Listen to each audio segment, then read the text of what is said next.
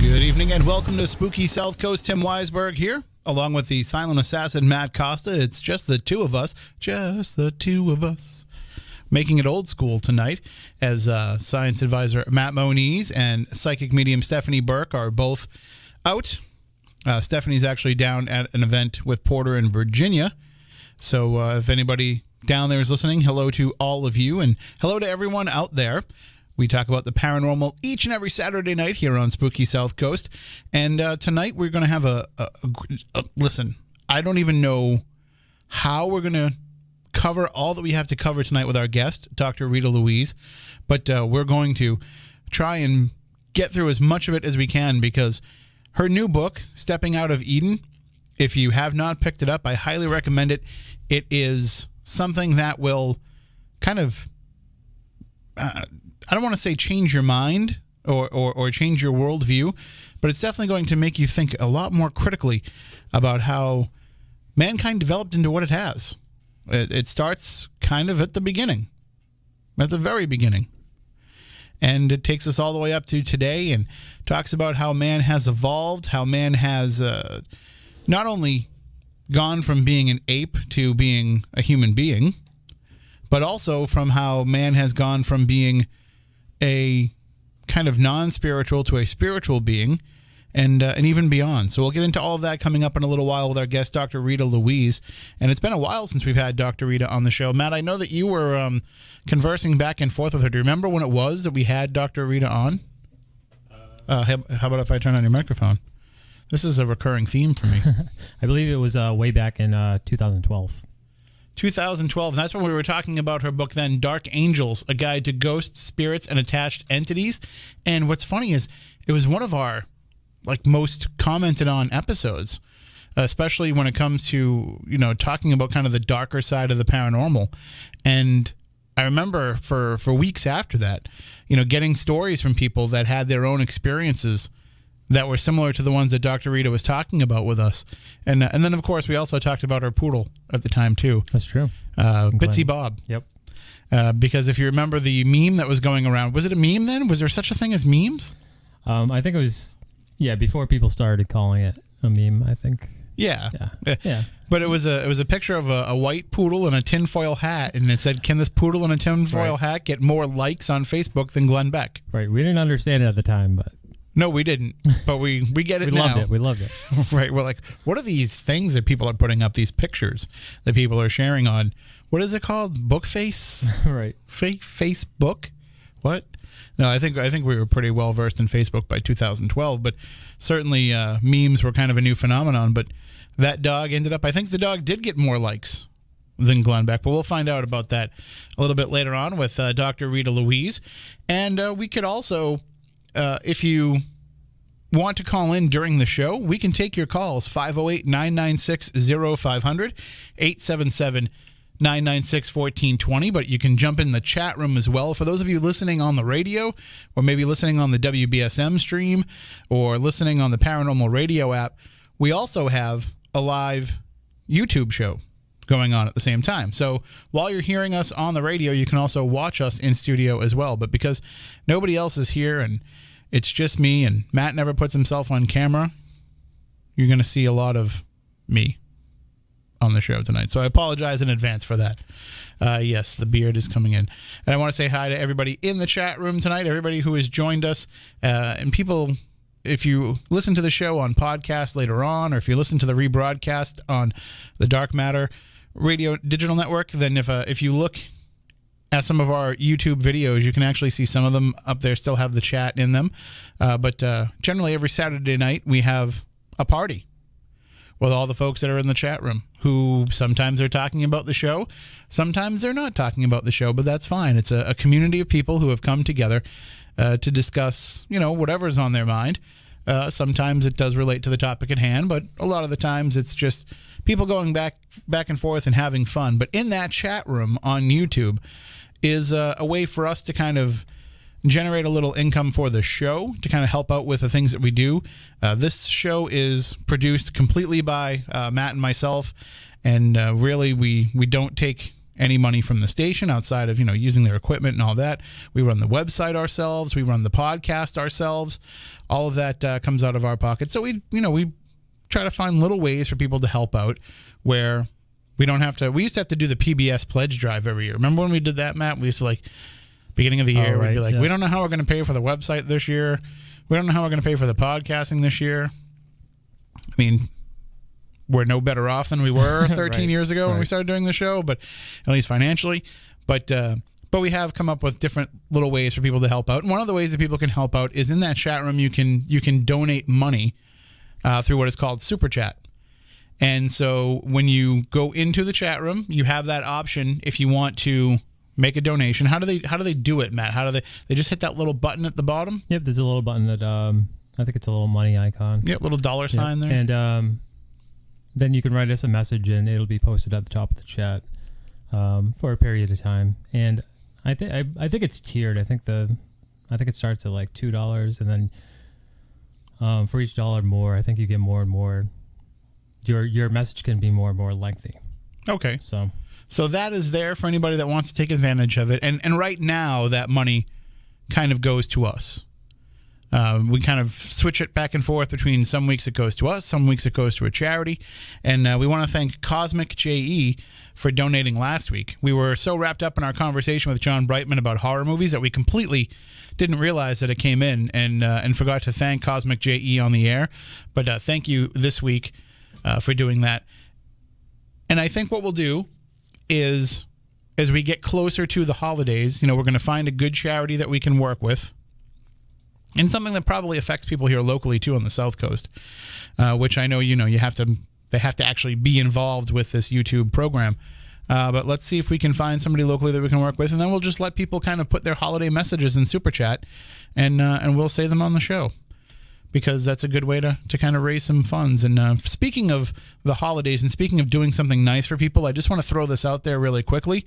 If you go to WBSM.com right now, and for those of you listening on podcasts a little bit later on, I'll tell you how you can find the story. But right now, if you go to WBSM.com, you'll see a story that I wrote about a woman named Irene Miller who lives here in New Bedford. She's a lifelong resident of New Bedford. And at the end of this month, she will turn 110 years old. And that's amazing. 110 years old. Think of all the history that she's seen in her lifetime. And all she wants for her 110th birthday is for everyone out there to send her a birthday card. And in the story, we have the address. There's a couple ways you can send the cards in. You can send them directly to Active Day of New Bedford, which is where they care for her, or you can send them here to WBSM, and then we'll bring them over to her at Active Day. But I would like for everybody out there that's listening, all of the Spooky South Coast audience, all the Spooky South Coast family, to just take a moment. You can go out and buy a birthday card. You can make your own birthday card. You can just print something out on your computer. Anything that you can do to make a birthday card to wish Irene Miller a happy 110th birthday, and then just mail it off to us, and we'll make sure that it gets over to her for her birthday. And I also ask for those of you out there that have social media, that are on Facebook, that are on Twitter, if you can take that story and share it around and kind of make it go viral. See, the people who are caring for Irene at Active Day, they're expecting to get probably maybe 100 cards, maybe a couple of 100 cards. I kind of want to inundate them with thousands of cards for Irene. I want Irene to have so many birthday cards for her 110th birthday that it'll be almost her 111th birthday before she's done opening them all and reading them. So we need everybody out there to send one in.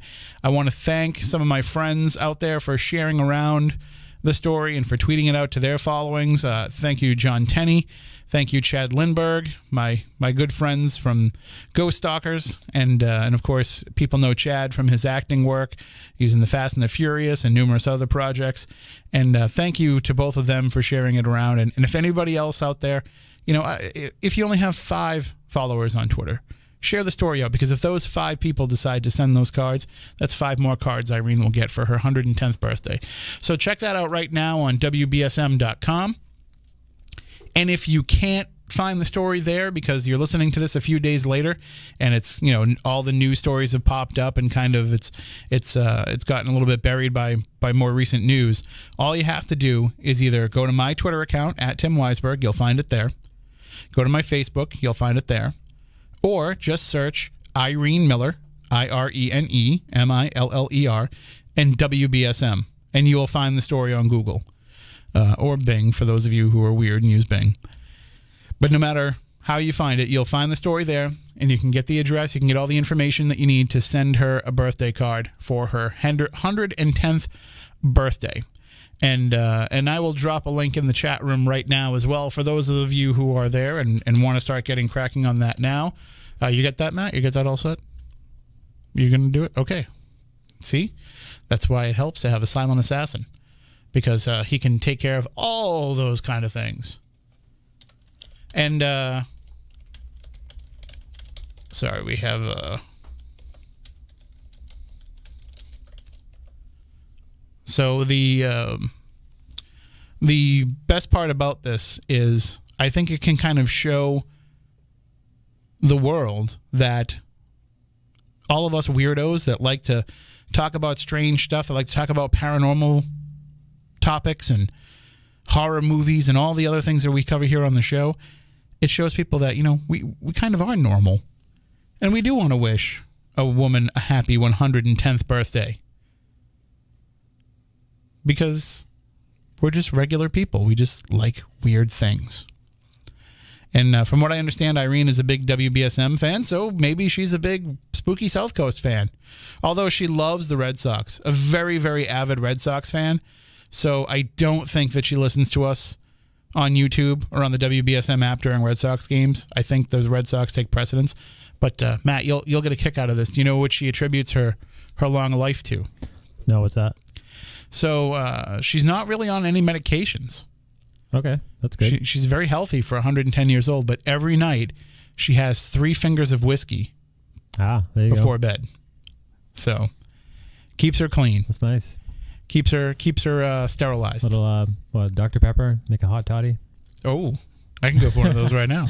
Yeah. Yeah. So, and they're actually going to have a birthday party for her, and they're inviting everybody to come. So anybody that's around on December 28th that wants to go to Active Day at 3 p.m., they're having a birthday party for her. And I think Phil's going to head over, and I'm going to head over, and we'll see if we can maybe get some of the spooky South Coast fans over there as well to wish her a happy birthday. So thank you so much to all of you who have already said that you are going to send her out a card. We appreciate that. And thank you all to all of you who will hear this later and will agree to do that. As I mentioned, coming up, our guest will be Dr. Rita Louise, but I want to let everybody know, just a programming note, we won't be here next week because I'll be at one of my favorite places in the world, the Oliver House in Middleborough, for what we're calling Holiday Spirits at the Oliver House. It's going to be a paranormal investigation of the Oliver House, which, for those of you who are unfamiliar, is from the 1700s. This is the place where Benjamin Franklin was staying in this house when he opened up a closet door, and in that closet he found, and I don't know if Ben Franklin was snooping. I mean, I think he opened the closet maybe to put something in the closet. Maybe he was trying to, put a little, just take something out of the room and put it aside, or maybe put his luggage in there. I don't know, like, is luggage a term that they would have used back then? I don't know. But, maybe he's hanging up his coat or something. I don't think he was snooping around. But when he opened up this closet door at the Oliver House, he found a stack of letters. And then I think he was really snooping around because he started reading the letters. And when he read the letters, he discovered that the Oliver family had been sending information back to the British monarchy about what the colonists were planning for the American Revolution. So the Olivers were spying on the colonists and sharing that information with the crown. So Ben Franklin brought this to the attention of the other revolutionaries, and the Olivers' names were pretty much mud at that point. Although this was before Your Name is Mud became a thing. because that was Abraham Lincoln's time. But still, it kind of ruined the Oliver family and their reputation. So this house played a very, very important role in American history, and it's part of the Bridgewater Triangle.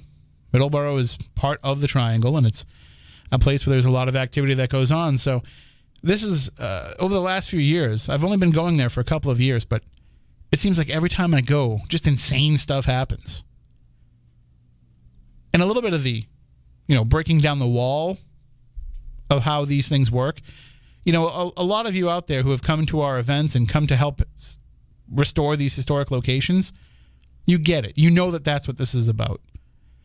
We don't do these events to get rich. We don't do these events to line our own pockets. We do them as fundraisers to help these historic haunted locations. And the Oliver House is a place where, if it wasn't for the paranormal, this place would have been razed a long time ago. They would have demolished the Oliver House if it wasn't for the paranormal fans and researchers and the great volunteers over there who do all that they can to bring attention to the story, but also restoration for, just trying to make history stay alive a little bit longer. And congratulations to them, to those volunteers, because the renovations that have happened at the Oliver House over the last few years have been amazing. They now have heat. They now have running water. They now have indoor plumbing, which means they have indoor toilets, which means no more having to go out into a porta potty in the middle of the night to use the restroom while we're investigating. And it's all because of you, the paranormal fans, and the money that you have been able to help raise for the Oliver House. But there's still more restorations to be done. And that's why we're going to get together one more time before the end of the year, one more event, and it'll be Holiday Spirits at the Oliver House next Saturday. So you'll investigate with me, we'll have some dinner, we'll have some fun, and we'll hopefully have some weird shadow people like I've had the last few times I've been there, or maybe some stuff flying off the wall. All I can say is, at the very least, you're helping to support keeping this place alive, but there's always strange things that go on there. In fact, just recently, they caught a full-bodied apparition on camera. And they will show you that footage next Saturday night when you come to the event. So definitely check it out. Definitely come to the event if you can. Maybe it's an early Christmas gift for somebody. Maybe it is maybe it's a Christmas gift for you. That's possible too. And we're fine with that. So just go to SpookySouthCoast.com if you want to take part in that. And if you want to gift it for somebody and you want me to kind of, maybe send them a note or send them a little video telling them that they're getting that as a gift, happy to do it. Just email me, tim@SpookySouthCoast.com. And I'll turn that right around for you. Sorry, I'm trying to get some information here at the same time because we do have a school bus crash that happened nearby here in Berkeley, and we're trying to get some information. Our reporter, Tim Dunn, is actually on his way over there. So if we get any information on that we can share on the air, we will do so before the end of the night. But for those of you who are trying to follow along with it, I would follow along on the WBSM Twitter account or follow Tim Dunn on Twitter @ConsiderMeDunn, DUNN. He'll be making sure that he puts some updates out there, but he's going over there to see exactly what's going on, and we'll see if we can get some more information for you as it comes along through the course of the night. But right now, we are going to take a break. We'll get Dr. Rita Louise on the line, and we'll talk about her new book, which is called Stepping Out of Eden. It takes the concept of human origin to a whole new level, and we'll find out all about that. In the meantime, if you want to check out her website while we're getting her on the line, you can go to soulhealer.com. That's where you can find out all about her work. We'll talk with her about all the different things that she does, all the different services she provides, and some of her other books that she's written as well. But you can check it out for yourself, soulhealer.com. You can follow her on Twitter @PsychicDoc. And for those of you who heard Dr. Rita Louise's first appearance on Spooky South Coast, you know that you are in for a treat for the remainder of the evening. So why don't we take a break? When we come back on the other side, we'll be joined by Dr. Rita Louise here on Spooky South Coast. Welcome back to Spooky South Coast. Tim Weisberg here, along with the silent assassin Matt Costa. And we are joined now by our guest for this evening. And as I said, it's been a little while since we've had her on, but we're happy to have her back. One of our probably most commented on episodes, probably one of our most referred to episodes by our listeners. It was the first time that we had her on, and now she's back with us again. Best-selling author Dr. Rita Louise is the founder of the Institute of Applied Energetics and the host of Just Energy Radio. She's a naturopathic physician and a 20-year veteran in the human potential field. Her unique gift as a medical intuitive and clairvoyant illuminates and enlivens her work. She's the author of books such as Stepping Out of Eden, which we'll be talking about tonight, E.T. Chronicles, What Myth and Legend Have to Say About Human Origin, Avoiding the Cosmic 2x4, Dark Angels, An Insider's Guide to Ghosts, Spirits, and Attached Entities, and the Power Within. And she joins us now on the program. Good evening, Dr. Rita. How are you? I am great. Well, you should have told me that I was popular on your show. I didn't even know till just now. Oh, you were super popular, and it's our fault for not bringing you back sooner. Thank you for reaching out and letting us know about this new book. And thank you for putting it together, because it says it right in the introduction, and it's completely the truth. Nobody has really looked at the forest yet. It's all about the little individual trees, and this is like the first real big picture about where we are and how we got here. So I can imagine this was kind of a daunting task to take on.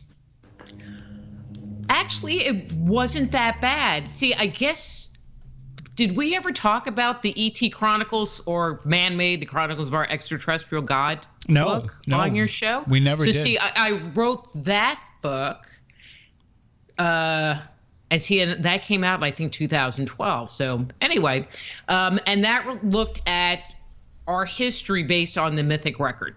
And it started with In the Beginning, and it ended with the rise of civilization. But it was the story of the gods and how we fit into this giant mythic narrative.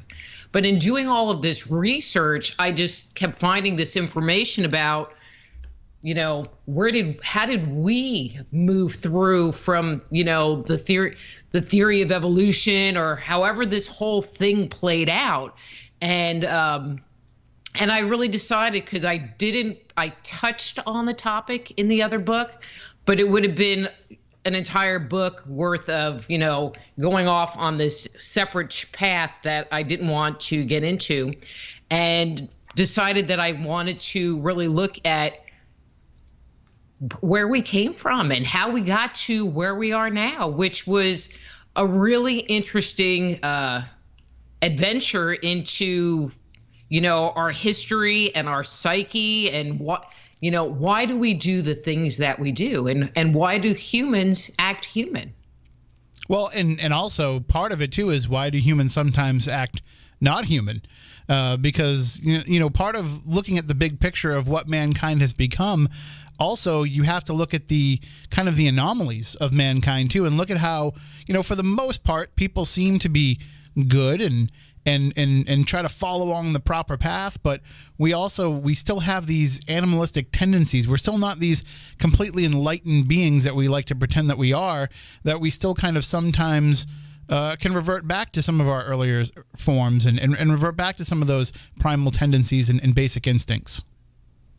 But see, what's interesting is when you look at the stories of the gods, they were constantly fighting with each other. I mean, in the Western world, we think of God as being this loving, caring, omnipotent being. But when you look at stories from other cultures, it's like they're constantly fighting with each other. They're vying for power. There's stories of the gods raping other gods. They have some torrid kind of stories that come out of there.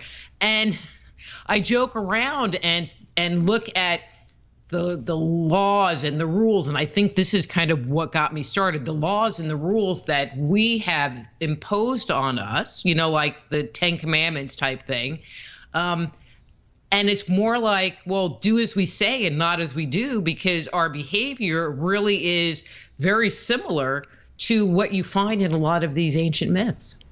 Yeah, and when you look at the way that the gods are portrayed, we kind of follow, for the most part, a monotheistic view in today's society, and we have a God who is supposed to be beyond reproach to some degree. God is supposed to be perfection, but at the same time, we also talk about a God who is sometimes angry, or a God who is sometimes vengeful, and there still are those little bits and pieces in today's world of putting human traits and characteristics onto God, and that's something that with some of these earlier gods was definitely something that went on.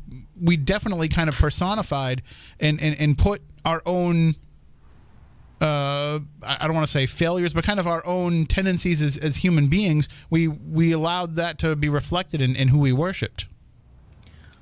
But see, I question that assumption, because it really is an assumption. And I would love to know, if I could only find out this person who came out and said that the myths that have come down to us are actually fictitious tales.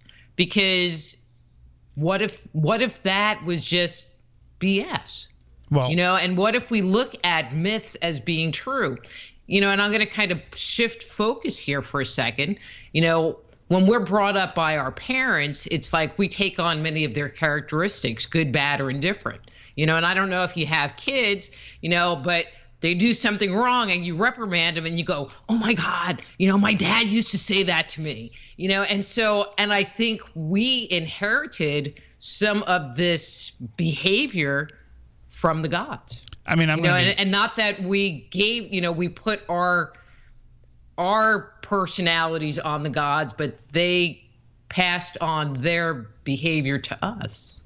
I'll be the one to say something that will probably get phone calls and emails and stuff sent into the station here, but I think they're kind of all just made up stories. They're all man-made stories. They're all things that we have come up with, even if there is a god, or at the time there were gods, or however you want to look at it. This is still all being filtered through the lens of human beings. We're still the ones who are taking whatever information is there and interpreting it and putting our own spin on it. So there's always going to kind of be that bit of a tinge to the stories that are being shared. We're going to have to agree to disagree on that. Okay. You think that the information that we got came down from a divine hand? Well, there's the big G God, as Georgi Zoukilos likes to say, and then there's the small G God, and I'll explain my commentary. So when we think of God in the Western world, because you really have to separate the Western world, the Judeo-Christian or the Abrahamic traditions that we find in the West. Other cultures, in India and Native American cultures, they're polytheistic. And so you don't have to sit there and say, well, these stories are made up because they believe them, because that's their history. I was going somewhere with this. I don't know. I lost it. Move on. Well, that's okay. We have plenty of time. If it comes back around, you just let us know. Okay. One thing that we're not worried about here on the program is ever being linear. That's time is just an illusion. I know where I was going. It's back. So when we think of God in the Western world, we think of this omnipotent creator who can manifest whatever he wants or she wants, with the wink of their head, or wiggling their nose, or nodding their head, and it can become manifest into the physical world.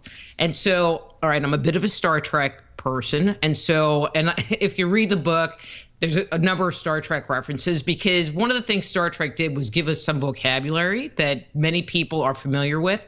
And so in Star Trek The Next Generation, there was the character Q. You remember Q? Absolutely, yep. I love Q. And Q was omnipotent. and he could wave his arm and a mariachi band would appear, and he would, do something else, snap his fingers, and the Enterprise would be 3 galaxies away. Now, that's omnipotent. But when we look at the gods that we find in mythology, they are anything but omnipotent. Now, why would an omnipotent creator need a celestial chariot to fly through the skies, or need a magnificent weapon to defeat their enemies, or need some other kind of technology to change their shape in order to conceal who they are, to spy on each other, for example? And so in these stories, they really talk about very high technology items that the gods had in their possession, but why would they need them? And how could our ancestors, going back thousands and thousands of years, even conceive of these things when maybe they had bows and arrows? Maybe. Well, but also, too, when I look at the way that some of those stories were handled, I'm looking at them as being passed down most of the time through oral tradition, and changes being made and tweaks being made. And it was with any story, you're always looking at your audience and trying to see if that story is grabbing them and seeing if it's holding their interest. And sometimes you may add in little things and add in little tidbits that will change the way that the story is told in the future. So it's hard to realize if the version of the gods that we're getting now are accurate, even if it's still believing in those same gods that they believed in 3,000 years ago. It's still going to have these little shifts and turns that are going to kind of be somewhat reflective of the times. Agreed. However, see, I should have sent you the other book too, because it would just answer this question. When we look at the stories, and so when I do my work, okay, this is kind of one of my personal requirements. So when I sit there and start talking about something, I need to find corroboration. And so, for example, there's the Plato story of Atlantis. And when you look in the mythic record around the world, you don't find other cultures talking about Atlantis. And so as far as I'm concerned, it gets put to the side as being an anomaly. So when I do my research, I look for consistency of storyline. And we find them. And you look at things like the flood story, like the Noah flood story, the concept of the sun, moon, and stars being placed into the sky, the notion of a battle happening between the gods or 2 groups of people where the loser ends up being sent into the underworld. And so there are these stories that you find, these nuggets, this could be this whole long story, but then you find the nugget. And you look at what happens before the nugget and what happens after the nugget. And so even though it's changed a little bit, because of that retelling and slight cultural variations, there's still a huge level of consistency that you find. That writing that other book made me crazy because it made my head spin trying to organize these stories, because some cultures would add in something. For example, and I know we're probably going to get into this anyway, so I'm going to jump the gun here a second. Absolutely. The story of the creation of man, so in the Bible, we're created from the dust of the earth. There are a lot of stories that talk about humanity being created from mud or earth or in a clay pot. And then there's a whole other narrative that we find of humanity being created with some form of genetic material, whether it's the bone of an ancestor, the bone of a god, the blood of a god, the god spitting into a clay pot. And then in some other stories, you find the clay reference or the dirt reference and the genetic material reference. And so you sometimes find where they mesh together, where these cultures just kept this one part and these cultures kept this one part. But those nuggets stay there. I mean, I like throwing out, when we tell stories of Santa, everybody has what they maybe will tell their children about who and what Santa is, but there's still that same nugget. He Right. comes out on Christmas Eve and he brings toys to your house, and so there's still that same nugget that you find from story to story to story to story. Which is why we can look and say, okay, there was a deluge before the flood of Noah. There was a Messiah that followed the exact same story before there was Jesus. So the fact that these, stories have kind of predated and been recycled and been brought back into the forefront, it's not so much the details and the facts that matter. It's what people get out of the story, and it's what that story will mean for them and their own personal evolutions. But what if the stories are actually history? Which I'm sure they versus are. just being stories. I'm sure that there's parts of them that are true, but also, when you look back and you say, how come this story has been told by different cultures and at different times, but it seems to be the same story? Is it that we're, is it possible that it's not so much that, say, just using Jesus as an example and knowing that there are messianic stories that follow the same type of narrative, is it so much so that it was just recycling that story in the time of Jesus, or was it just that there happened to be another Messiah that came later? From what I understand, is that people that would write stories, I'm going to say like biographical type stories, because we find the same thing with King Arthur, whether he was a real person or not, that if they don't have all the details of who they are and where they came from, they would take pieces of stories from other older narratives and stick them in to flush out the character. And so from what I understand, that has been a popular thing to do in creating stories and creating narratives about people, and so take that as it may, Nope, that makes sense. That makes sense.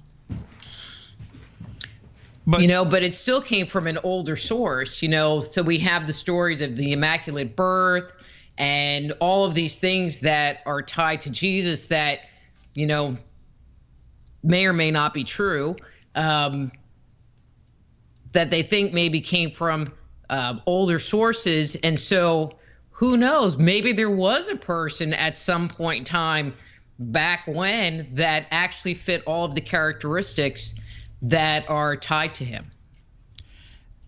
And I think that, certainly we can get more in depth in this as the conversation goes on. And we're going to take it kind of all the way back to the beginning, as you said, going right back to the creation of man and kind of bringing it up forward. I'm just watching the clock here because we do have a news break in about 5 minutes that we're going to have to take. But, even starting at the very beginning, man was a pretty complex being to begin with. We're already looking at something that goes beyond what we see in a lot of nature. I mean, just look at the fact that, and you mentioned this kind of early on in the book, we have opposable thumbs. Just having that separates us from most of the other beings on this planet. And so that one little change, and we think that we have, intellect where other, and certainly rationality where other animals don't. I'm going to laugh there.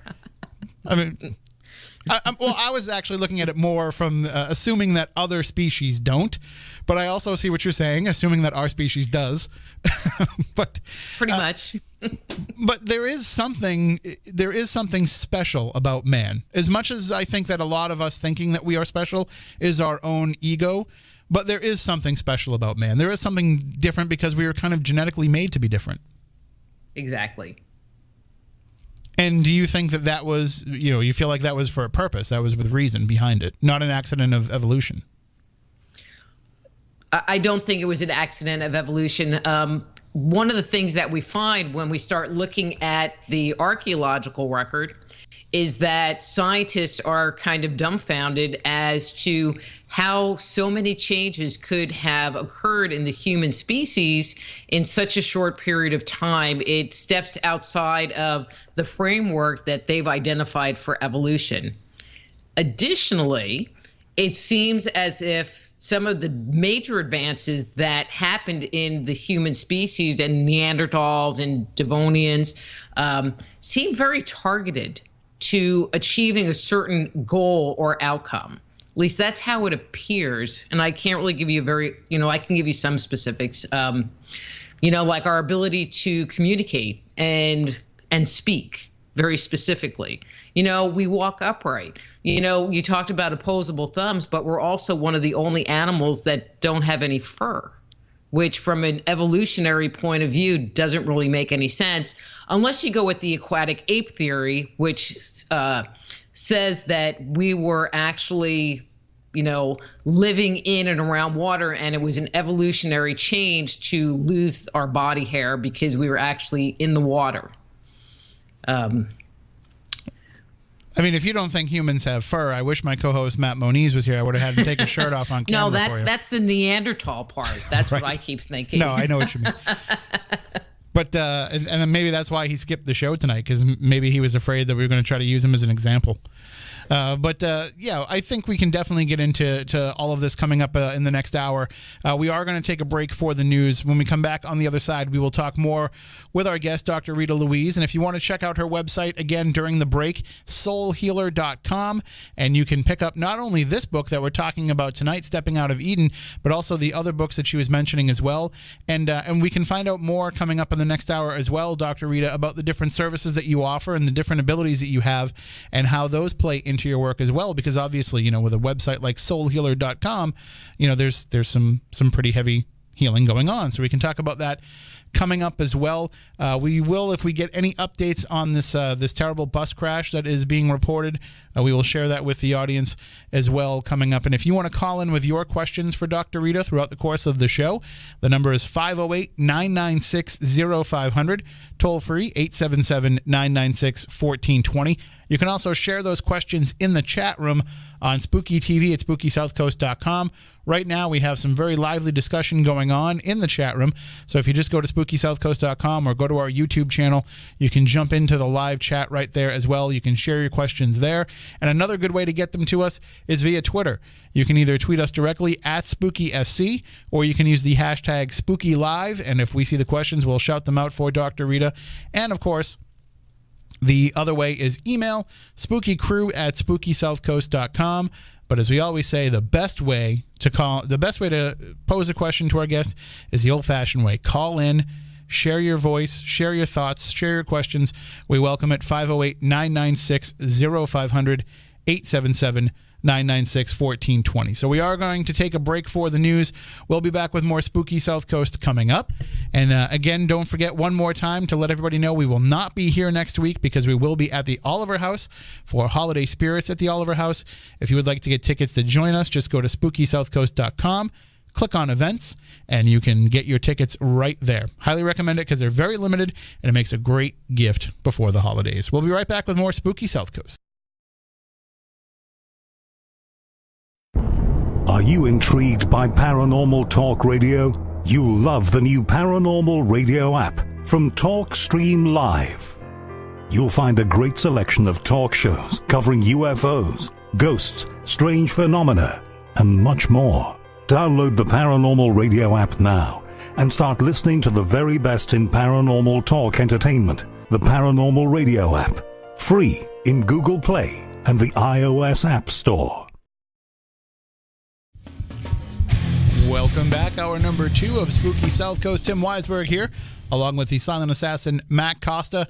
And we are here talking about the paranormal as we do each and every Saturday night. Actually, tonight we're talking about kind of the bigger picture. We're talking about the forest for the trees, as I mentioned earlier, and as it's mentioned in the book, in the introduction to the book, Stepping Out of Eden, which is written by our guest tonight, Dr. Rita Louise.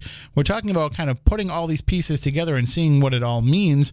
And Dr. Rita, that's what I think, you kind of just do in general, is you see the bigger picture in things, judging by not only your writing, but also the work that you do overall. It seems like you're always looking at, what does this all mean? How does this all tie in together? How are we intertwined with each other? I'll have to agree with you. I mean, I think I always am asking questions and looking for answers, when I was doing my radio show, Just Energy, my engineer, my production engineer, after I was with them for like a year, he goes, I finally figured you out. And I go, what do you mean you figured me out? He goes, well, your questions, he goes, you actually ask questions that you want answers to. It's like, yeah. Why wouldn't I ask questions that I wanted answers to? Right. Well, I mean, but also, asking questions and just being curious it's what keeps us alive. It's what keeps us going. If I ever knew everything, I think life would be pretty damn boring. Well, and I think I really like, and this is going to kind of sound weird, but I like puzzles, and finding all of these disjointed pieces and trying to put them together into something that makes sense. Whether it's playing a computer game, I like those, quest find stuff kind of games, and even doing jigsaw puzzles, I even like those. So I think my brain actually kind of gets off on that. And that's the good stuff, when you can, to me. Yeah, when you can find it, not only it's even when you think you know something and something comes along and changes what you thought that you knew. Some people get upset about that. Some people say, no, wait, but this and this and this and this. And they don't want to go beyond what they thought that they already knew. I think it's exciting to suddenly realize that everything that we thought we know about something is wrong. I love that. I love having to go back and kind of reanalyze and not only know this different truth now, but to be able to go back and look at how we arrived at that original truth to begin with. And that's what I think this book does, is it finds a way to kind of look at why we thought the things that we did as we came along as a species. Mm-hmm. And I have to agree, for me, when I'm doing my work and when I'm writing, it's like, I'll go in with a question and not really a bias of what kind of answer I'm going to find. It's kind of, when you were talking about the work that I do and the soul healer thing, and my day job, my day job is working as a medical intuitive and as a intuitive counselor, so I do a lot of psychic work, and in doing that work, it's about answering questions, resolving issues, but not, it's not about my opinion. It's about the information that I'm receiving on those intuitive channels and reporting it back to my client. And so when I do my research, it's not about me and necessarily my beliefs and me trying to prove my beliefs. It's about, well, what's the information? And now I'm going to report it back to you. And so, I've had people kind of complain to me that I don't write conclusions. I mean, the chapter might have a summary, but I don't say, and this is what it is, because it's not for me to tell you what to believe. It's for me to ask the questions, research the information, present the information, and then for you to walk away and make your own conclusion based on the evidence that I present. And I think that is not only kind of the right way to do things as well, but it's the way that's going to best the person that you're talking to is going to come away better for it. You're going to kind of tell them the questions that they need to ask and get them on that mindset and on that wavelength. But in the end, it's going to affect who they are as people and how they look at other things beyond just the topic at hand. And that's what I think is great about, working in the paranormal genre, is you come at people talking about things that they might not normally be accepting of, or that they might be kind of on the fence about believing, but you start putting some critical thinking skills into that, and that will translate over into other things. I know people who are, great, policemen or women or detectives or private investigators, what have you, that try and bring those skills into paranormal research. It doesn't always translate. But the people who are paranormal researchers can take some of the critical thinking skills in that, if they're doing it correctly, and they can start applying that into their everyday life, and it just changes who they are as people, and it changes the way that they do things. And it's, it's not unlike being a journalist. It's not unlike being, somebody like yourself, where you have to kind of look beyond just the facts that you're being presented and get into the heavy lifting and the digging that requires coming up with what you think is the complete story. Well, and I think anybody working in the, and I'm just going to say this, any alternative field, quote unquote, alternative field, one has to be okay with being outside of the box. But I think it's also their responsibility to be open for the box to go down a rabbit hole if that's where it needs to go, and not filtering and saying, well, that's outside my belief system. It's like, but if that's where it's going, that's where it's going. There are people that say that science, contemporary mainstream science isn't really science. It's just reporting the same stuff over and over again. Where people that are working in the more alternative research areas are really the ones that are bringing forward new and contemporary pieces of information for, the public to look at and explore and maybe open doors into new areas of investigation and study. It's funny because you're exactly right when it comes to science. It's not that they're ever looking for another path that they may have overlooked when they were coming to the conclusions that they did. Everything is always about further proof or further basing things on the conclusions they already know. So once science thinks that it knows something, it just accepts that as being the only given fact version of it, and then just uses that fact version of it to go on and make other assumptions and other hypotheses about other things too.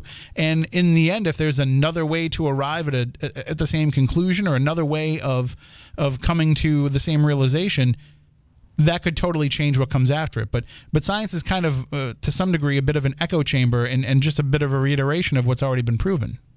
Exactly. I read this story, and sometimes you see stuff on Facebook and you don't think to save it, or print it or whatever. But, the scientists have discovered that people can detect things that are external to their physical body, like not using their five senses. And, and they're talking about the stuff, and they figured the vehicle that they can do this. And my comment was, yeah, it's called chakras. Mm-hmm. I go, they should go to a metaphysical bookstore and get books on psychic phenomena, because people have known about this for thousands of years, and they've been writing about this for thousands of years, and you're really just reinventing a wheel that we already knew about, but you don't want to believe exists. I mean, obviously you went through this whole, history of mankind and putting together stepping out of Eden, but what do you think led to the abandonment of some of those beliefs? Was it the Age of Enlightenment? Was it the rise of Christianity and the kind of the squashing of other belief systems? What is it that kind of shoved such, metaphysical beliefs to the wayside? I mean, I really do believe it was the rise of Christianity. We went through the Dark Ages, and so if you thought outside the box, you were a heretic and maybe were burned at the stake, or there was some kind of, negative outcome that happened.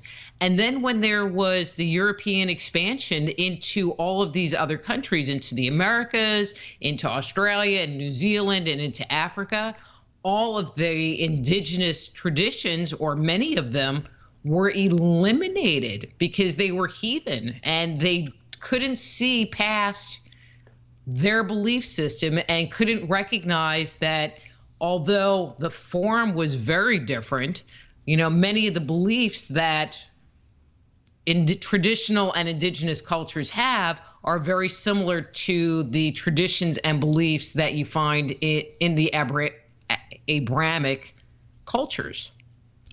I mean, we know that better than anybody here where we are on the spooky South Coast. We're in Massachusetts, where the colonists landed and where they interacted with the Wampanoag Native Americans, and where they immediately began dismissing the native beliefs. And if they had kind of accepted the natives' kind of nature worship, they probably would have saved themselves a lot of struggle in the first couple of years, especially with the harsh winters and all of that, because here the natives are trying to tell them, this means you have to get ready for winter, this means that we're going to get a frost, this means this. And because they didn't have the same belief system and they felt like the natives were savages, they didn't pay attention to that, and they suffered as a result of it.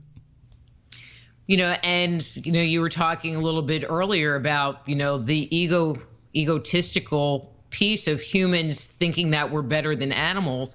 And it was even worse when you talked about European expansion, moving into these other cultures, making the assumption that these people didn't know anything, but they were very well suited to living in the land that they were inhabiting, as you're just explaining. Right. And if they lived simpler, it's only because they could. And because they found a way that made it work for them. But, just because they're wearing a loincloth where you're wearing a pair of pants, it doesn't mean that they're any less intelligent. It doesn't mean that they're any less, that they're any less connected to the world around them. And I think that that's kind of it's a mindset that still persists, is anything that's different is probably wrong. But, and it's interesting, and I'm going to bring it into a more contemporary thought pattern.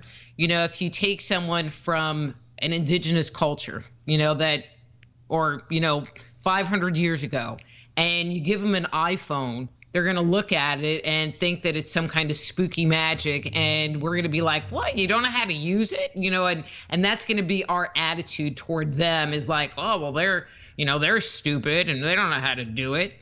However, if you take one of us and you put us in the middle of the Amazon jungle somewhere and just drop us off and maybe give us a knife and a pair of shoes to wear, I don't think we'll be very successful, where those individuals would be probably just fine. And I think that we have kind of turned our backs a little bit on having that part of our makeup. That we, as we think that we are evolved and as we think that we are enlightened, we tend to forget that we're also kind of we're victims of the world around us, and that we have to kind of maintain that. And I don't know why we've stepped away from that. And we almost look at it now as, like, for example, if you're somebody who tries to live close to nature, if you're somebody who is maybe you're Wiccan and you worship nature, or maybe you're a survivalist and you're just out there trying to, prepare for the inevitability of, the fall of our technological society, either way, people are kind of looking at you as being weird and being different, when both of those traits were something that just a couple of 100 years ago would have been revered. Mm-hmm. Well, and they are skill sets that we as modern, I'll say, city dwellers have lost. Yep. I mean, think about young kids today. I mean, I made my kids learn how to cook, at least on some level. But there are people, younger people, that only know how to microwave and only know how to go out and eat, and they don't know.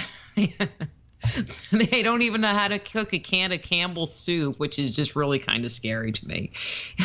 You have to tell them that they have to add the can of water. Yeah, you have to tell them to add the can, and it's just like, all right, you're really scaring me now. It's like, do I really have to tell you that? But they don't know, because they've never had to do it, and that's a skill that, I mean, I remember growing up, TV dinners were like, ooh, the big new thing.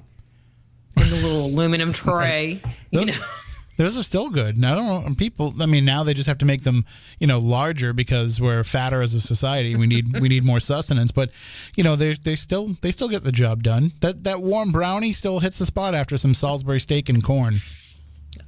See, I can only do the turkey dinner. That's the this is the portion of the show where we talk about food. It always happens every episode.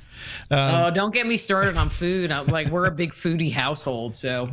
Oh well, yeah, this could be a whole other episode sometime. Okay. But one of the things that I said earlier in the show is that we'll probably have to take this discussion right back to the very beginning, because that's where you start. In the book, and you start with the creation of man and how man came to be, and how we've started this journey to where we are now. Were there anything at the beginning that stands out in your mind as being indicative of how we would end up where we are now? Well, and I think we kind of touched on this as far as acting like the gods. Mm-hmm. One of the things that I feel, and I talk about in the book, is that I feel like, okay, so there are the physiological changes that happen to us, which scientists really can't understand, and they can't really figure out how and why they occurred necessarily. But there seems to have been, to me, a precipitating event that occurred within the human species, and that is that it seems as if humanity was educated. And from a mythological perspective, that notion is really supported by myths that we find around the world.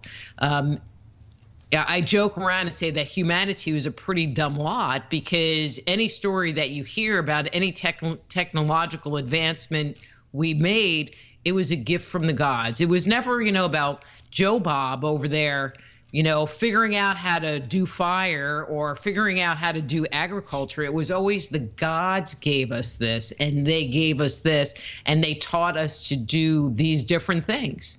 And, and I feel like that also came to us being, and I'm going to say civilized, into being a certain way. There is something called feral children. Are you familiar with the notion of feral children? Yeah, if it's what I'm thinking it is, it's...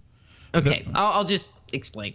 So feral children are children that are separated from, I'm going to say, humankind for extended periods of time, young children.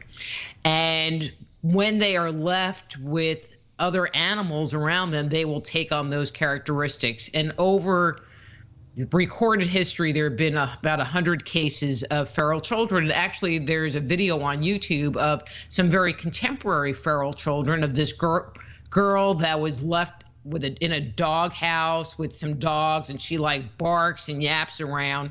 And they have discovered that depending on how young they were when they were separated from humanity will depend on how much they're able to reculturate back in.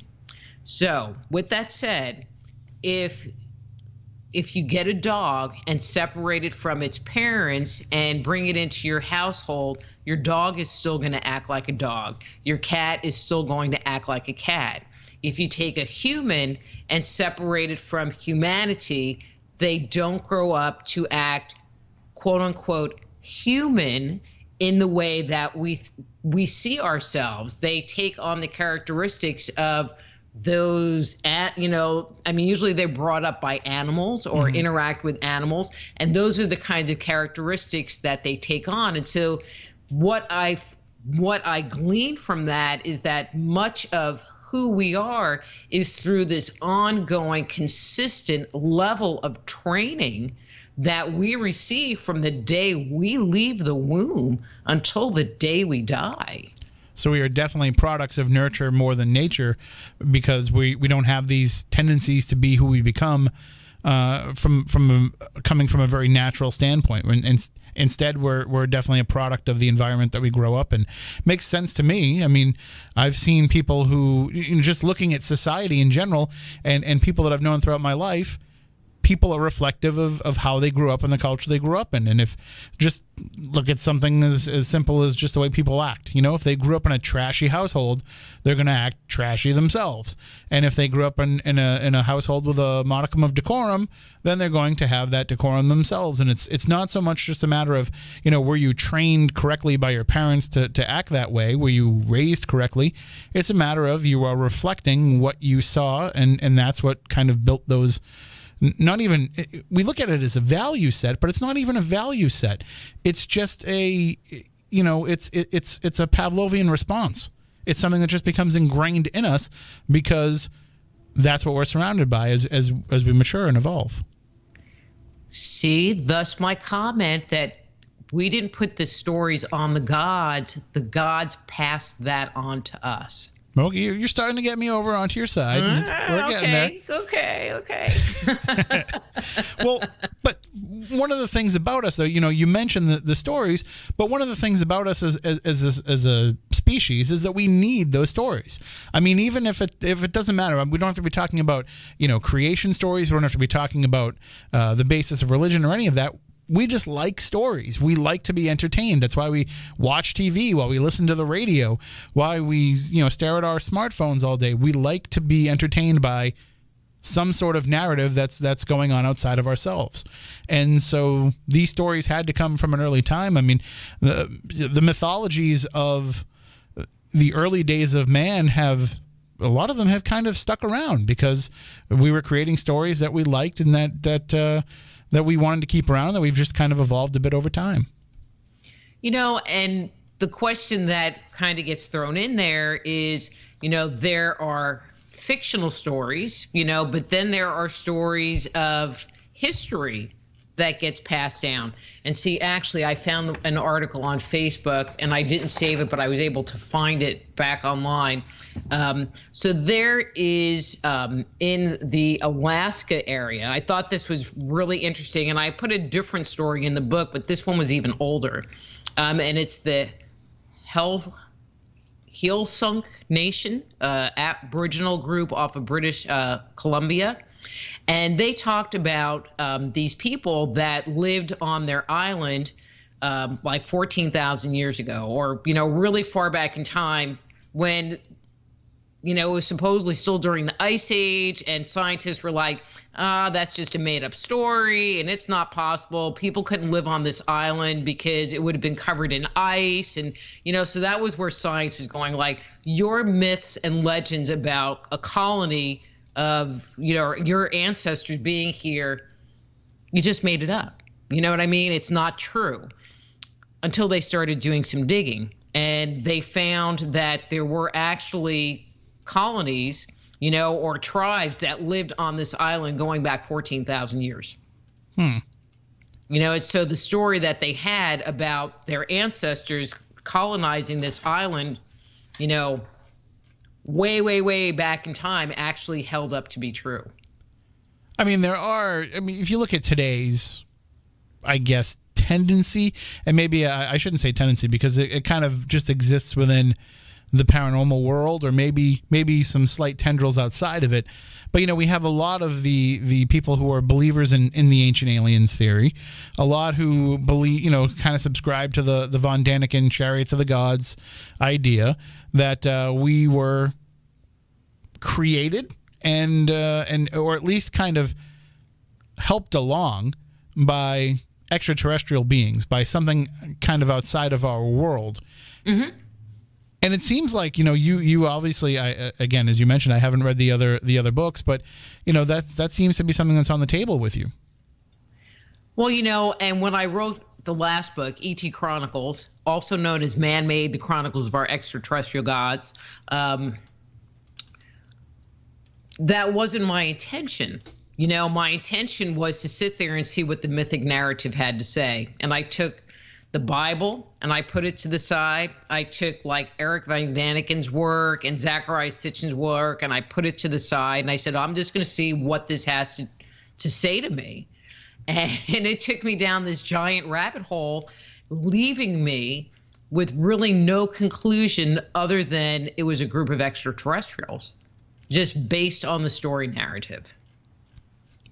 So then if that's the case, how much of what we have become has been influenced by that?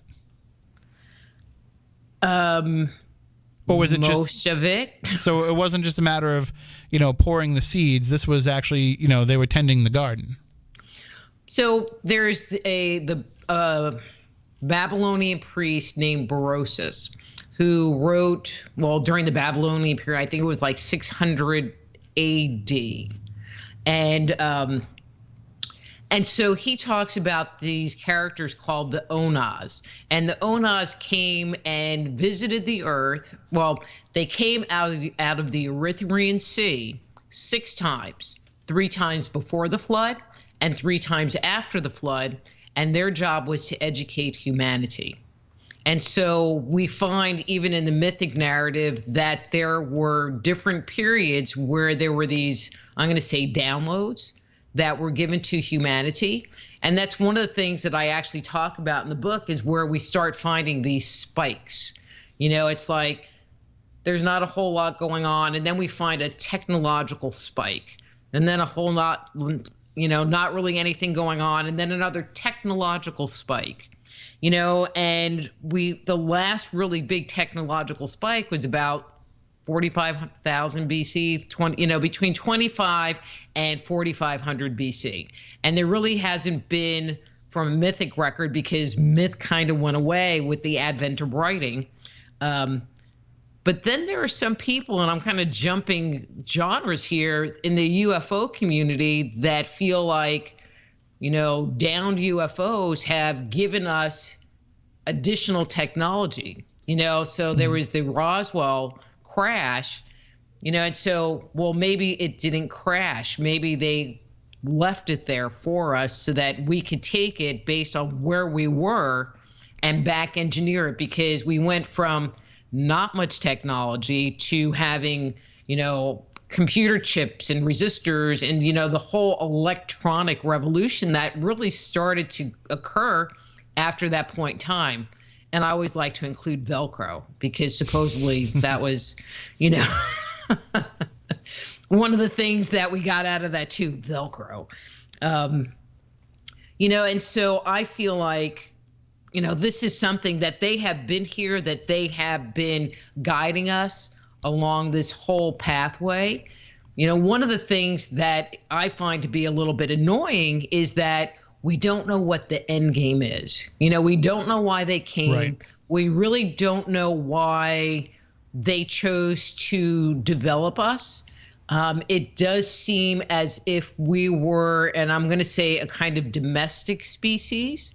But whether that was a domestic to do labor or domestic like we were the house pet ape man, it's very unclear, because myth is totally silent on that, and if they are still with us, what's the end game? We don't know. The whys of the whole thing are just deathly silent in that area. Well, and there are some issues that I would have with that in looking at the way that, mankind has evolved. Did they stick us in certain areas because they wanted to see, will you thrive in this condition? Will you thrive this way? When we look at there's kind of an ebbs and flows of some of the evolution and progression of man. It hasn't been a simple straight line the entire time. And I just feel like if they planted those seeds originally and just let it go, I can kind of buy into that. But to think that they're coming back and kind of nursing things along, it kind of doesn't make any sense why we would have, these great civilizations that existed, thousands of years ago, the Incans, the Mayans, having all the advances that they were able to make. And then we have another culture, another society that comes and wipes them out, but yet doesn't have nearly the same advantages that they had. You know what I mean? It's almost like we've gone backwards just as much as we've gone forwards as we've gone along. Well, there are a number of cultures that you find around the world that refer to their culture as like the navel of the universe. That there were these, and I'm going to say hotspots, where these downloads were given, so like in Peru, around the Nazca area, which I find very interesting, because that's where we find the elongated skulls and the Nazca lines. That was a hotspot for a number of things. In Australia, even though they're very indigenous, I don't want to say anything politically incorrect here. At one point in time, they were a hotspot. Middle East, was another hotspot. And one of the things that I think, although I can't find enough material to prove it or at least support it enough for me to want to write about it, but this is just something that I think, I conjecture, was that there was a group of gods that at one point in time controlled the entire planet, that there was just like one group. And as the group started getting bigger, that they started taking over different areas on the planet. And so that's why we see these different hotspots appearing. And it's kind of one of the reasons why in Judaism we have, there is only one God, me, and it's kind of like he's talking the people into like, just follow me. Don't follow Baal, because he's a bad guy. Just follow me, and that there were some competitions going on with the gods, which I think is really interesting. But again, I don't have enough material to put it totally together. But it does seem like in the Western Hemisphere, it's almost as if one group was in control versus in the East. And so you find myths that almost contradict each other, but it's almost as if it's written by two different groups looking at the same thing from a different point of view. Did that make sense? No, it does. I mean, it's kind of like like a game show almost. Like one of these celebrity game shows where they have different celebrities who have a team of people that are their followers, and it's pitting them against each other, and it's all based on how much they can motivate their teams. Kind of like, I don't know, Family Feud or something to that regard, where we're just kind of the pawns and whatever it is that they're trying to prove to each other. Mm-hmm. Exactly. That's a heartwarming thought. Well, you read through some of this stuff and it's like actually a little scary. Some of the thoughts that people have as to why we were created in the first place, if you start talking about and I mentioned his name, Zachariah Sitchin, that we were created as a slave species so we could mine for gold, which I have found zero evidence for. Right. Zero evidence for. Or you can take the David Icke attitude, where he suggests that we were created to be a food source, not to so that they could have us for dinner and we would taste like chicken kind of thing, but more that they feed off of our energy. And so by keeping us in conflict, by keeping us in fear, by creating these totalitarian systems, by herding us into cities, and creating the dynamics that you have there, it gives them, we put off bad vibes, and that's what they live off of. Kind of like that Monsters cartoon movie, where they go and they scare the little kids. They open the closet door and they scare the little kids, and then they take all of that fear energy from the kids because that's what powers their city. Mm-hmm. So instead of having it be like they're getting good energy and laughter and joy, they're getting the fear energy, and it's almost like that, or at least that's what David Icke proposes. That's what they're doing. And now that you've mentioned the name David Icke on Spooky South Coast, this is the part of the show where I have to look into the camera and blink so my reptilian eyes can come through when people play it back on YouTube. Okay, I'm done. Now I'm going to have to go watch the video just to see that part. Now Matt's going to go in there and edit that during the video to make it look like I actually do have reptilian eyes. Cool. But I mean, that's the thing, is like so many of these theories end up getting so out there that it kind of bastardizes the original concept of there being intelligent design. And that's really what we're talking about here. It doesn't matter if we're talking about gods, if we're talking about alien beings. We're talking about something greater than just an accident of evolution that turned us into who we are. And one of the key components of that, and you cover this in the book, is language. The fact that at some point we stopped just grunting at each other and we're able to have a form of communication that was a little more sophisticated. And I hope every Saturday night before I do this show that I evolve a little closer to actually having language, but sometimes I fail, sometimes I succeed. I think I'm doing all right tonight. I think you're doing great. Thank you. Well, and it's interesting because there are some people that suggest that the advent of language is what caused us to actually separate from our ability to interact with animals and the animal kingdom. And I don't mean like running through fields and eating grass, but by having that, animals communicate with each other, based on their vibe. And it's like, you have a good vibe, okay, I'll come over here and, drink out of this water bowl. If you have a bad vibe, I'm going to stay away. But language makes us be more mental. It takes us into our brain and it changes who we are. And so there are narratives out there that say, at one point in time, we could communicate with the animals, but I don't think they meant communicate like blah, blah, blah, here, Bitsy, and they understand what you're talking about. But that there was this energetic dynamic that happened between us and the animals. And then as we advanced, it created the separation so that we can't walk into a field and have a deer eat out of our hand. I mean, unless it's our, friendly neighborhood deer that comes to our house for dinner every day kind of thing.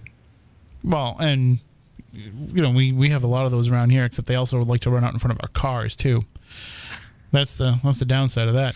But, well, when you're looking at, though, the way that we have evolved, I guess you can look at language as being one of those things that has brought us to the point of where we are. But in some ways, it also holds us back because it's become such a dependent form of communication that we don't really pick up on other things about it. We don't have those.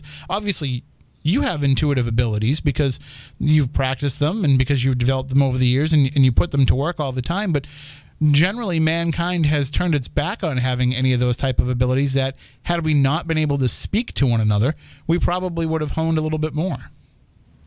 Well, and I think that that's one of the things that, we find in indigenous cultures. And it was one of the things that was a driving force in writing this book. And it was the whole concept of ritual and the ecstatic experience where like the shaman would be able to communicate with a god or an ancestor, basically kind of, being possessed kind of thing. But, that's what they were doing, or they would, channel the information or whatever it was. I mean, because it's really not very clear. But when it wouldn't be like, I'm going to go and channel an ancestor, or communicate. It was the whole community participated in this, and they were taught to check into their feelings, and they were taught to interact with energies and look out for spirits. I mean, so it was part of the culture to at least be closer tied to the unseen world, where today, because we're in the Western world, we're told it doesn't even exist. Right. And I want to get into that concept in just a moment, but I want to take a step back to what you were saying, where, there was this kind of a need, I guess, to have a connection between those gods and between those, more enlightened beings, or however you want to look at it, and just the common man. And you cover it in the book. You talk about, shamans. You talk about clerics. You talk about god kings. These people who have been rulers over mankind that have, claimed to be divine or have been looked upon as divine. That we needed to kind of have this bridging of the gap between us and the gods. Well, I mean, the god kings is actually kind of interesting because, we have stories everywhere of the gods coming down and having relations with humankind. So one, there had to be some kind of a genetic connection that they could reproduce, but we have stories of like Hercules and Perseus and Hanuman, who's an Indian god or demigod, and Enkidu, yet another demigod, and all of them have a parent who was a god, but they were shired by a human. And so, and it is believed that those people, those individuals, had more enhanced capabilities. And I think that those people, those individuals, because they were suited to living on the earth, eventually became in charge of these different cultures. And then the whole tradition tied to the king or the god king just stayed with that position, whether there was any, residual godlike genetic material in the person at all. Yeah, and you see some of the stories and some of the more recent history.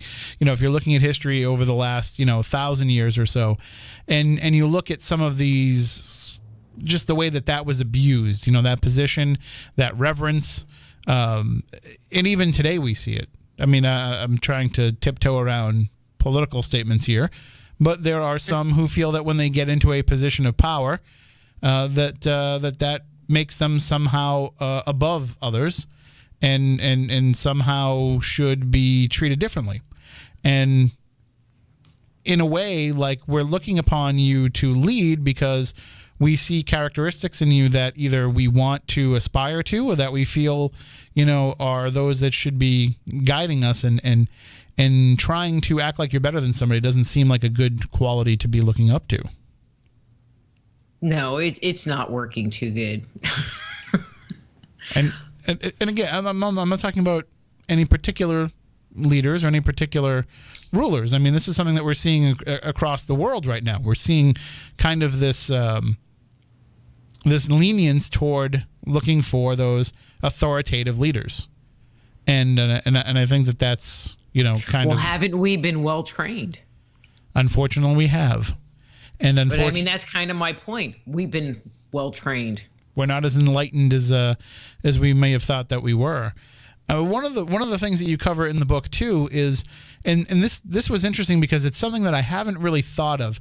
We talk a lot on the show about ghosts, and we talk a lot about some of the reasons why we have a need to believe in ghosts, and why we have been fighting a cultural taboo against ghosts for all these years. But you just bring up this simple paragraph in the book where you mention the fact that, the dead were considered unclean because they probably died of some kind of disease or would have some kind of disease. And so that the living wasn't supposed to interact with the physical dead because of the impact that could have. And do you think that is what led to some of this taboo toward, communication with the dead? I don't think so. When you start talking about taboos and cleanliness and stuff like that, the biggest concern that indigenous cultures had going back deep into antiquity is that they feared that when someone died, they could come back as a ghost and haunt them and torment them. And so they really feared these spirits. And so I think it was more concern with not, with one, getting them to pass on, and two, and this wasn't in the book, but this is just me saying, just, because we're talking ghosty here, that they didn't want to get attached entities. Oh, that's a good point. But I mean, there has to be some sort of a belief in them, though, because every culture had a word for ghost. Every culture knew about the concept of what a ghost could be. It was a huge concern in every culture. And so here's my little ghost tidbits that I'll share. How's that? I love it. So the earliest, this is, you can use this.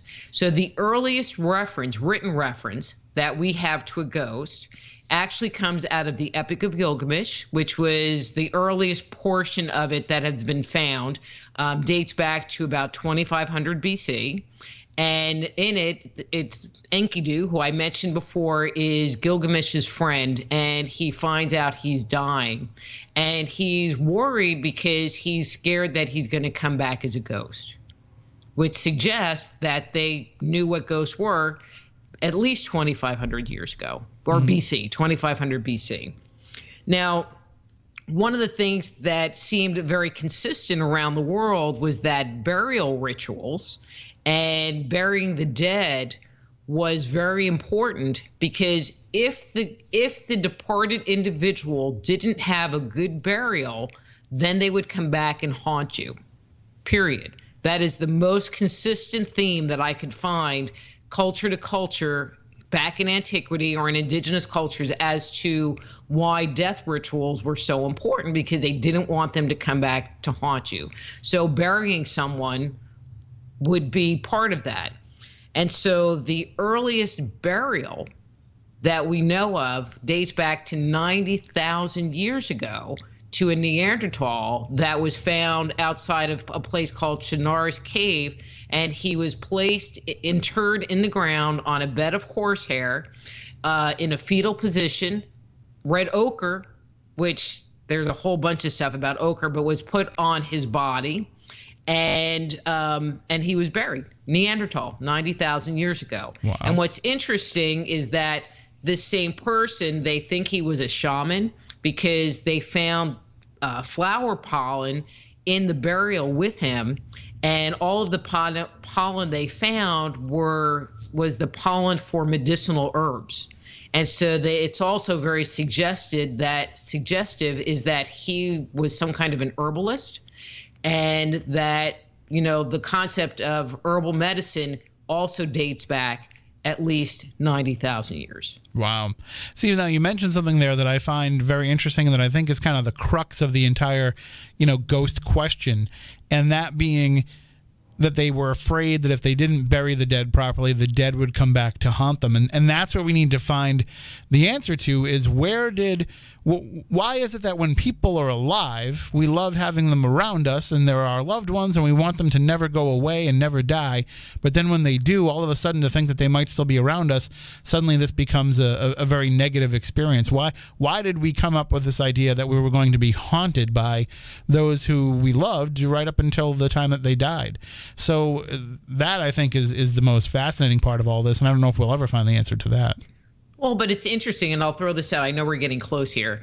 There are cultures that perform ancestor veneration, you know, so there's someone that dies and they might, you know, put him into a vault, and then, you know, the skin comes off and they bring their bones and put them in like a little altar on their mantle, you know, or they bring their skull, or they would bury their underneath their house so that they would stay close, because they believed that these their ancestors could communicate with them, that they could interact with them, you know, on a regular basis, that they could help bring good luck to them if they were venerated and if they were taken care of, you know. So on certain days you would leave them food, you know, or do certain rituals to honor the ancestors, you know, like Delos de la Muertes, you know. I mean, that's what that whole festival is about, is honoring the ancestors.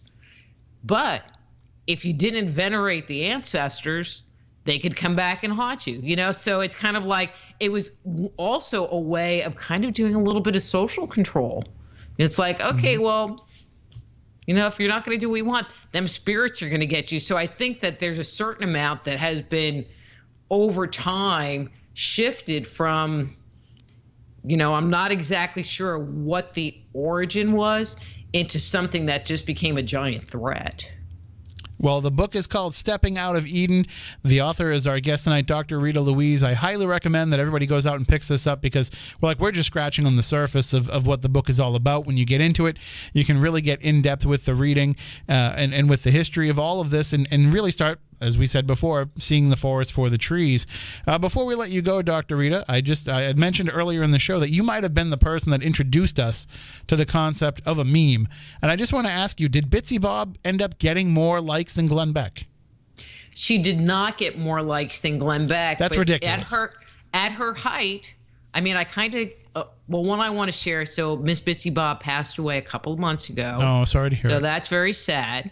But at her height, she had 280,000 Facebook fans.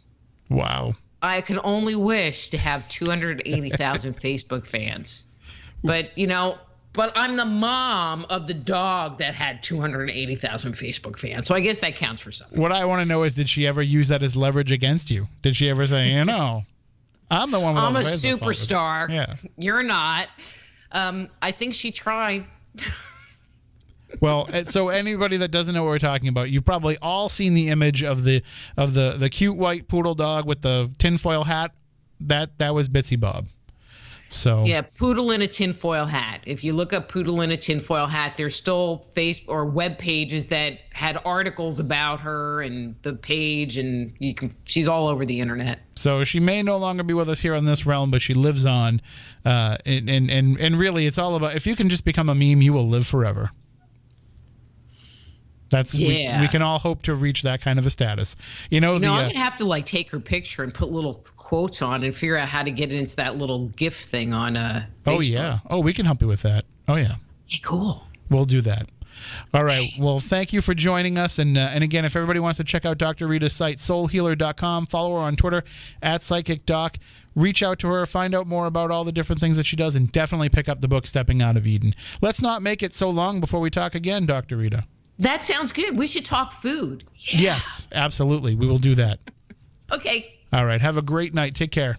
You too. Thanks. Bye-bye. That is Dr. Rita Louise. Again, soulhealer.com is the website if you want to check it out for yourself. Also, if you want to pick up the book, Stepping Out of Eden, you can get it right there. Easiest way to get it. And you can also check out all of her other books as well, that being the E.T. Chronicles, What Myths and Legends Tell Us About Human Origins, Man-Made, The Chronicles of Our Extraterrestrial Gods, Dark Angels, A Guide to Ghosts, Spirits, and Attached Entities, Avoiding the Cosmic 2x4, and The Power Within, a Psychic Healing Primer. All right there on her site, soulhealer.com, if you want to pick them up for yourself. Again, not going to be here next week. Heading over to the Oliver House for our Holiday Spirits event, which you can get tickets to at spookysouthcoast.com. But we'll be back after that, and we'll have pretty much an uninterrupted run of shows for quite a while coming up because we have the holiday season coming upon us. We'll do some shows where we talk about some Yuletide stories and traditions. We'll also have our anniversary show coming up in January as we hit 13 years on the air, and then a nice run of shows before the Red Sox come and make us start to go internet only again. It's not that far away, so it's coming up pretty quickly. That's what happens when they win the World Series, is it makes the offseason that much shorter. All right, so until next time, for Matt, for Stephanie, I'm Tim. Stay spooktacular.